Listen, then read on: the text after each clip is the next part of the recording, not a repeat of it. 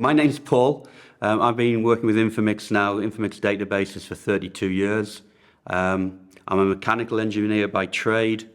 I did a master's in electronics and I was studying for my doctorate when I got bored and got hijacked into commercial computing. I worked for a couple of companies permanently.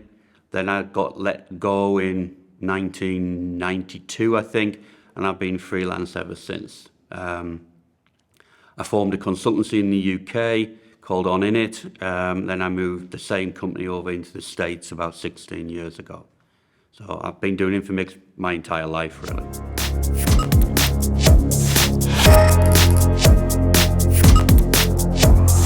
The biggest problem I come across is we have an aging population. So the skill set that we need now, the number of people who've got that is diminishing. People come out of college, they don't want to use what they consider a legacy database. Although it has been modernized and it will handle all the modern terms and technologies, most people still see it as an old technology. So people don't want to use it, they don't want to learn it basically. So the skill set is slowly dropping.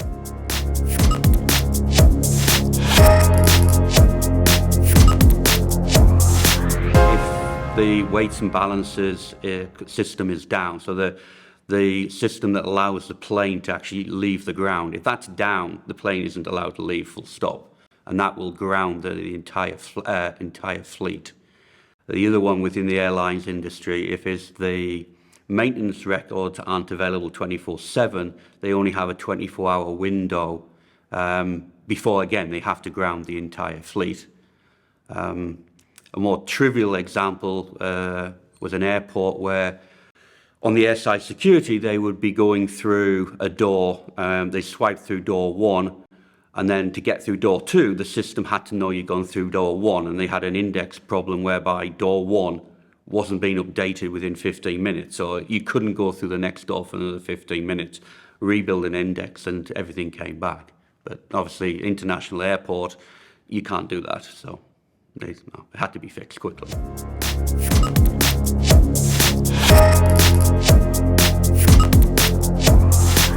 We don't get very many calls because, like I said, it's a very stable product. 2 calls spring to mind. One was a development call. They didn't understand how to write some internal software, and I helped them do that.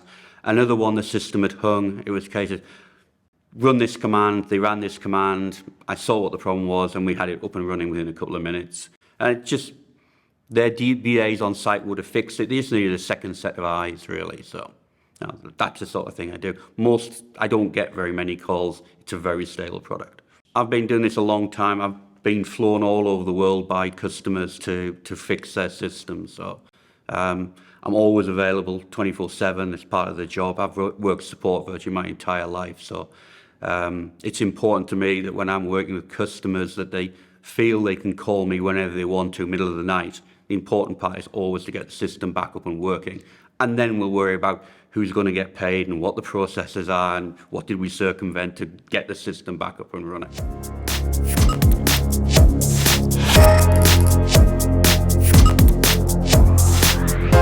The onboarding process is really getting to know the DBAs on site, if they've got any DBAs on site, and just getting to know the people. And it ends up being more of a close personal relationship because you have to be able to get on and trust the people that you're working with.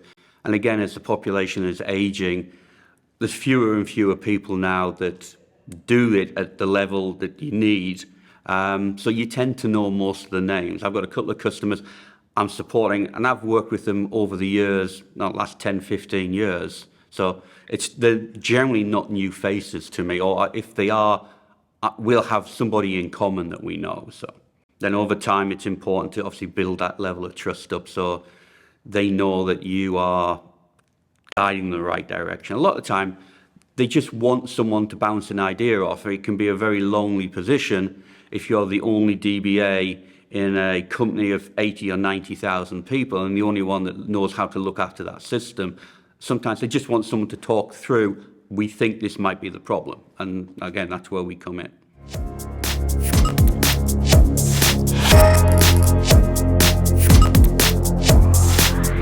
I think initially they're always worried about, are we going to take over their job? Are they going to be out of work, etc., etc. So there's a little bit of personal skills in there to convince them that's not the case. I don't want to work full time for anybody. So from my point of view, I'm not interested in taking over their role. So they just have to be convinced and happy that that's not what's going to happen. It isn't a management backdoor to try and get them out of the way. And then once we get past that hurdle, which is typically the only real hurdle, it just develops from there. Any normal business relationship would work.